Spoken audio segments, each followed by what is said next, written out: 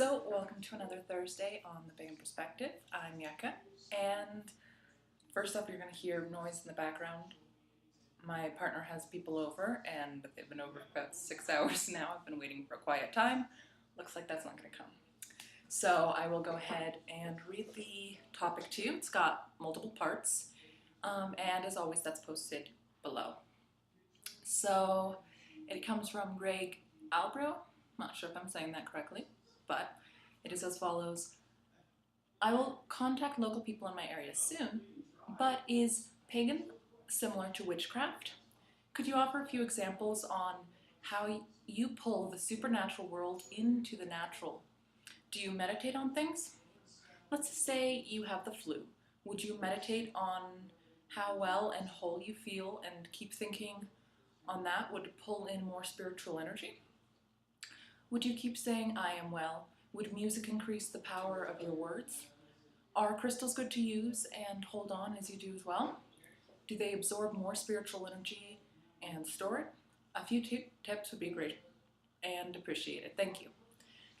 So, I haven't gotten a chance to watch the other host videos yet, but I am guessing that Kara probably did quite a bit on is pagan and witchcraft, the similar. So just quickly, my take on it is that pagan is an umbrella term and it encompasses many different practices. Now for me, what I think of when I think of pagan and how I use it in my life, now I recognize that other people have different ways that they interpret the word, but for me it's really goes back to the root of the word having to do with of the country, pagan, somebody from the countryside. And for me, pagan really has a lot to do with that connection between the earth where you live, nature, and the self. You will also hear, though, for some people, pagan has a little bit more to do with gods and deities and particular practices. Some involve magic, some don't. In terms of witchcraft, that is also a term that gets used by many different people. And, you know, there's a long history to the word witch and witchcraft and all of that. But usually when I see witchcraft, for me, I equate it with spell work. And not everybody is going to have that same interpretation. That's generally how I think of it. And many pagans use spell work. For me, spell work is working with intention. And sometimes that intention is communicated through ritual. So that's what spell is for me. I know that's kind of, jumping around a little bit, but that looks at the first part. In terms of, and the next part is, could you offer me a few examples on how you pull the supernatural world into the natural? I don't believe in the supernatural. For me, my practice and world viewpoint is that everything is part of nature. If nature is how things is the reality of the world that we. So, for me, the definitions get tricky here. But basically, nature is what is. I don't see how there could be something that is beyond nature, because if there was something that was beyond nature, then it would exist and therefore be part of nature. I do not recognize a real difference between humans and what humans make and nature, because I think that humans, I believe, not just think, but I truly believe that humans are part of nature. I just don't see how we couldn't be, and therefore the things that we do are part of our behavior, come from our behavior, and our behavior comes from nature, and that, because that's what we've evolved to be like. So that's what our genes and how we respond to the signals in our environment, etc., etc. So my practice is about being part of nature and trying to be as connected as possible to that. So I don't bring the supernatural into the natural because it's already there. Well, because what is part of nature is already nature. Do I meditate on things?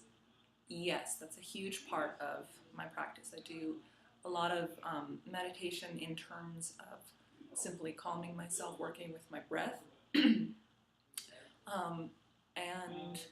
I also do kind of guided meditations, visualizations, visualizing work. Relative specifically to having the flu, on my personal channel, I'll put the link below, I actually have a guided meditation, which is similar to what I would work through. I do apologize for the recording quality on that particular one, but it's the type of thing that I would do in my practice, and it's something that people can follow along. And you can find all kinds of guided meditations on the internet. They're all over. But the question asking specifically, do we meditate on how well and whole we feel? It seems like the intention. When I'm sick, I will do things like a guided meditation, but I will also look for physical causes. How I can often see connections between the amount of stress that's in my life, behaviors that I've been doing. Have I been eating very poorly? Have I been exposed to people who are sick? That all of these things. I look at those factors in my life, and what can I change, and how can I take care of my body? So not only do I come at it from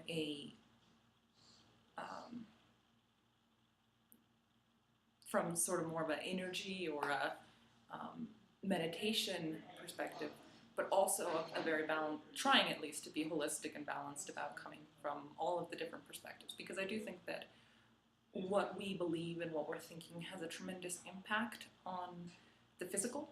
And I'm not really sure I completely even believe in there being an actual distinction between the physical and non-physical. I really think we have a lot to learn about understanding how that all works.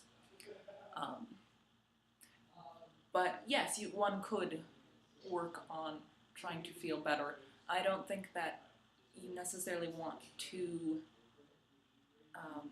deny what's actually going on in your body. I think it's really important to recognize that and then have the intention to change that. But make sure to see why those things are happening, because things don't just happen. Things have causes. In terms of music, I think music can have a very powerful impact. If that's a tool that works for you, great. In terms of absorbing more spiritual energy, the whole thing, spiritual energy, isn't really part of my framework of how I look at the world. I don't see it that way. I'm open to the possibility that that might be how things work, but it's not really part of my personal framework. Even though I do use the idea metaphorically, I don't think that there's that. Well, anyways. So yeah, in terms of for tips, if it is specifically about having the flu or being balanced, that sort of thing, what I've got on my personal channel, I think it's titled something like Pagan Guided Meditation, Healing Illness, or something like that. And my biggest tip really is to explore what works for you. Really look at what your true beliefs are, as honest as you can be about that, and try and find ways that work for you. You might find practices that other people have, like what I'm suggesting on my channel, or what people have in books, other places on the web, that sort of thing that can give you a clue, can give you things to try, but at the end, what works for you is the thing that works for you. Okay, so this is a little jumbled, gonna edit this up a bit, and hope you guys are doing wonderful. Okay.